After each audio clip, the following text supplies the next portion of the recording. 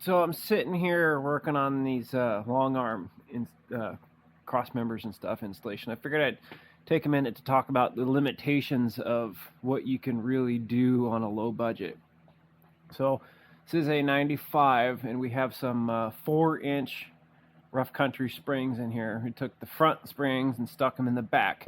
And I also got some 1.5 inch spacers in here. We have a rough country track bar, and we did the rough country everything stabilizer, because we had some death wobble, of course, but it wasn't really related to steering dampener. And then we also did the 98 tie rod upgrade. So that's all well and good, and so we still actually have a little bit of shock left, but you can see how the spring is tilted this way. You can see it actually rubs there. So that's one of the limitations with this, is when you set it down, of course the whole suspension moves that way because of the geometry of the track bar. But there's a happy medium between driving it down the road, which this doesn't get driven down the road. This is basically a dedicated off-roader, and where you get articulation, suspension articulation. So that's kind of one limitation. The other limitation here is you can see this upper arm is actually touching. Let's see if I can get the camera up in there. It's actually touching. So that is a limiting factor in the stock configuration. You know, we have some XJ arms here. These were part of a lift we did when I used to work for the last place I worked, and they just ended up in the scrap bin, so I grabbed them. But the reason I did that is because you can see here how this is misshapen. That's because the factory lower arm actually bottoms out here. So this bottoms out here before this bottoms out here. So by adding this, you've dropped it like, I don't remember, it was like a 1/2 inch or something, but now it touches here. The other limitation is the factory what are these? Brake lines, factory brake lines. That's not really a huge issue. These are factory, and it works just fine. I have some longer ones that's going to go in here later. So, I mean, this is about as low budget as you can get and still have it all function perfectly. I got 33-inch, 33 by 12.5 X-Trains 15s on factory wheels. You can see we got a nice bulb there. They got about 12 pounds of air in them or so. So this doesn't go on the road, you know. See, we got some rubbish here from the ABS sensor. I actually have the ABS disabled and the airbag system, SRS system as well. So the next thing, if we move back here, you know, a lot of guys talk about dropping the transfer case to correct these angles, but one thing you'll notice, well, maybe not, but this drive shaft is pushed all the way in. So the further down the suspension goes, the closer the drive shaft comes in this way. The further up the suspension goes, you know, normal ride height, this will actually pull out. So when you drop the transfer case, it changes this geometry, makes it straighter, of course, but it makes this angle closer. So you have to either shorten the drive shaft or move your arms forward, which is one of the benefits of adjustable arms to correct this. And we can also see this here, which I didn't really notice before, but the rear drive shaft is pushed all the way in, and this is also one of the reasons I put these spacers in here to actually lift the transfer case up instead of dropping it down, because I was running into issues where this shaft was getting basically stuffed in there. And also this rear shaft, you can see here, is touching. It's touching. So this right here is what we have going on.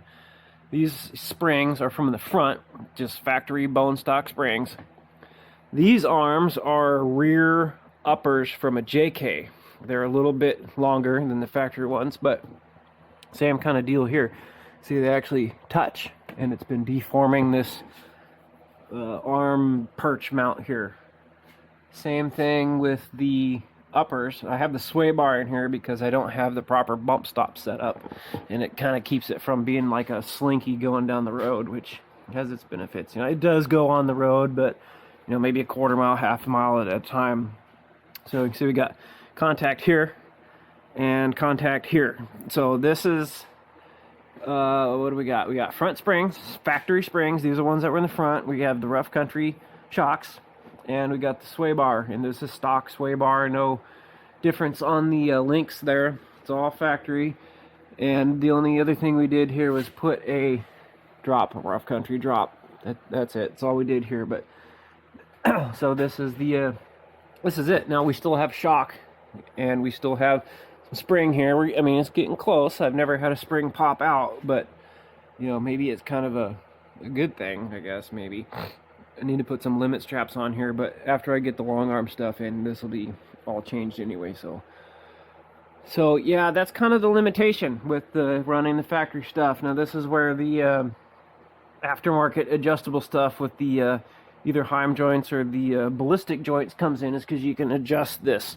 The other problem is when you push the suspension all the way down in the factory form, you're pushing it down, but you're pushing it forward. You can kind of see where the tire sits here in relation to the wheel well. It's down and forward, and so you can see where it scrapes up there when the suspension's up. So this is how much travel you get in this direction because of the articulation. So it actually gets pretty close to touching there. I fear that if you had 35s, it would basically touch. And we also have 1.5 inch wheel spacers back here.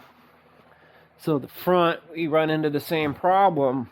The tires rub here, and it also rubs up there. Now that's not necessarily a failure of the system. It's because I have improper bump stops, so it's kind of a both ways. But the other thing is that if you put spacers on here to space this out so it doesn't touch there, it makes it to where it touches here. So it's either you gotta kind of pick one. So yeah, I wonder. Let's see. Can I drop this thing down? I think that'll probably be fine here. Let's drop this thing down and see what happens. Let's watch this wheel as it comes down.